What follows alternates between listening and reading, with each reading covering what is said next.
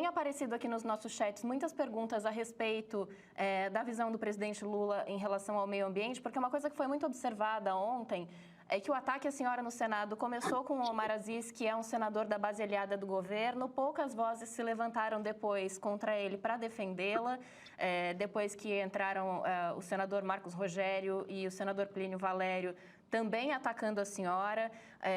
Mais tarde, o líder do governo no Senado, Jacques Wagner, emitiu uma nota dizendo que aquelas agressões foram, entre aspas, aqui no calor do debate. O próprio presidente Lula falou há um tempo atrás de uma lenga-lenga do IBAMA em relação à liberação dos estudos que a senhora estava dizendo o quão fundamentais eles são. Então, diante disso, as perguntas que aparecem aqui no nosso chat, a minha dúvida é: a senhora se sente, apesar de toda a autoridade, de toda a bagagem que tem, obviamente não conseguiria fazer um trabalho sozinha. A senhora se sente amparada dentro do governo para fazer o seu trabalho hoje? Olha, Luísa, é impossível um colega ministro dizer o que o outro vai fazer. Nós estamos trabalhando com 19 ministérios. Isso foi um comando do presidente Lula, com a coordenação política da Casa Civil e a coordenação executiva do Ministério do Meio Ambiente. É claro que nós ajudamos no planejamento, nos cronogramas, as análises, os seminários técnicos científicos, tudo isso a gente faz essa coordenação executiva e a ação fundamental dos órgãos de comando e controle nesse primeiro momento. Outra coisa que eu posso trazer como um indicador, né? A gente apresentou lá no Azerbaijão uma NDC altamente ambiciosa, um trabalho técnico feito pela Secretaria de Mudança do Clima, na época a nossa hoje coordenadora executiva da COP, Ana Antônio, era secretária de Mudança do Clima, trabalhando com todos os ministérios da agenda envolvida no Plano Clima, para chegar a uma meta de redução de CO2 até 2035. Foi um debate intenso, porque envolve energia, envolve agricultura, envolve transporte, envolve indústria. Não é fácil um processo como esse, mas o tempo todo nós dizíamos, o Brasil precisa liderar pelo exemplo. Não tem como cobrar que os outros países tenham uma NDC alinhada com 1,5 para não aumentar acima de 1,5 de temperatura da Terra, e o Brasil não apresentar ele mesmo uma NDC alinhada com 1,5. Mas isso não é fácil, nós somos um país em desenvolvimento. É diferente dos países desenvolvidos.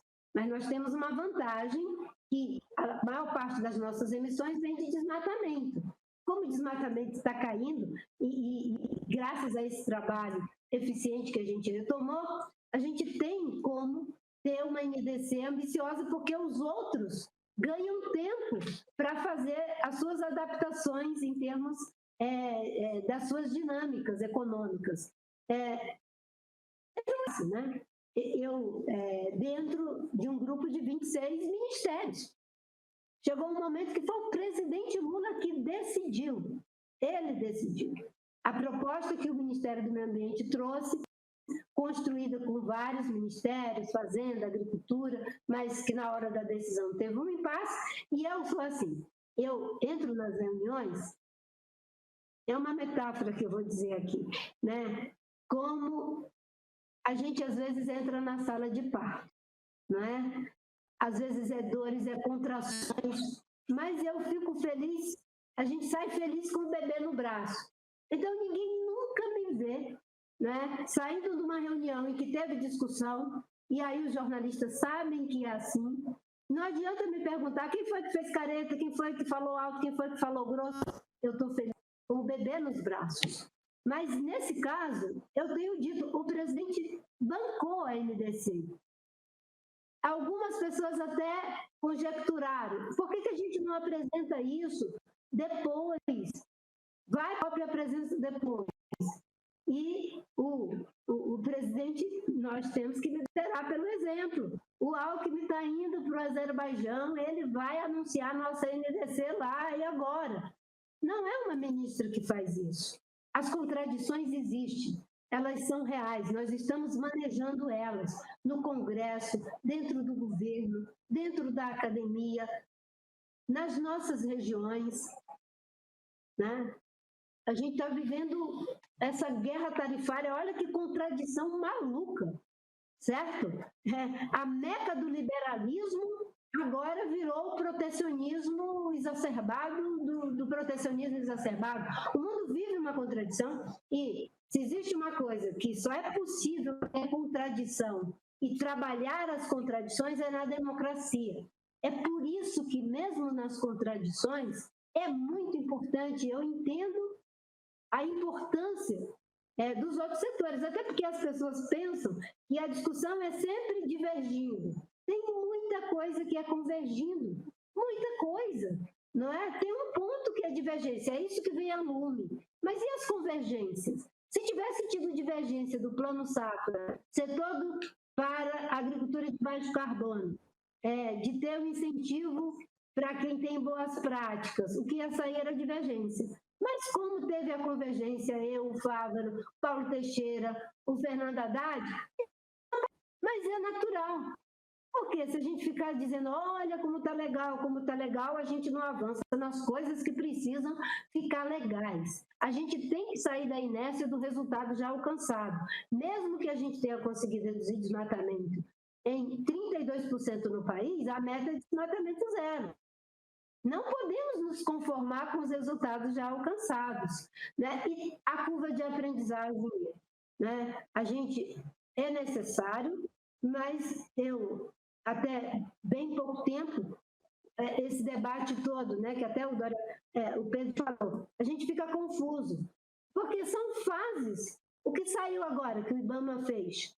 O IBAMA, ele vai fazer com a Petrobras o cronograma de fazer a vistoria do Centro de Proteção e Cuidado com fauna oleada. Se acontecer um desastre, no empreendimento como ele estava, ia ser em Belém, lá em Belém, quase 800 quilômetros de distância.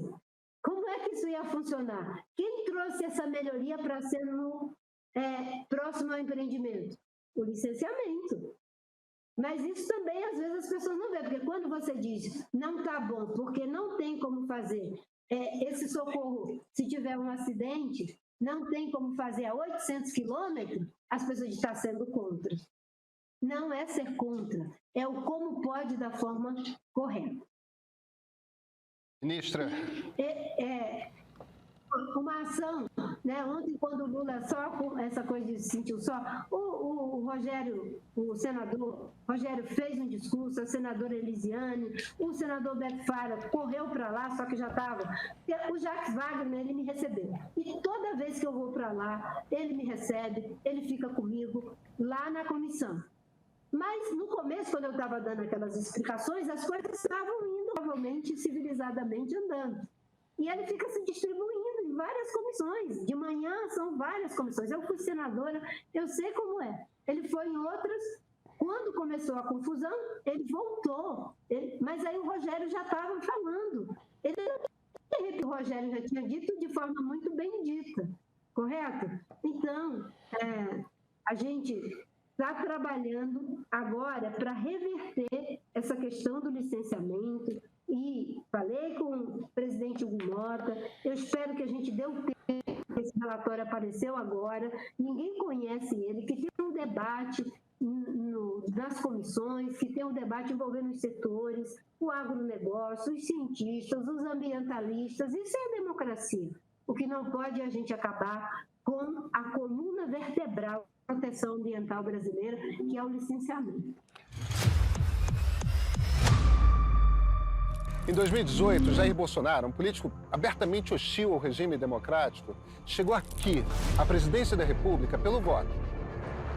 Ninguém pode ter a ilusão de achar que não há conflito em democracia. Não, os regimes democráticos são muito conflituosos. E 4 anos depois se movimentou para continuar aqui, mesmo não tendo votos para isso. Democracia é um regime intrinsecamente frágil.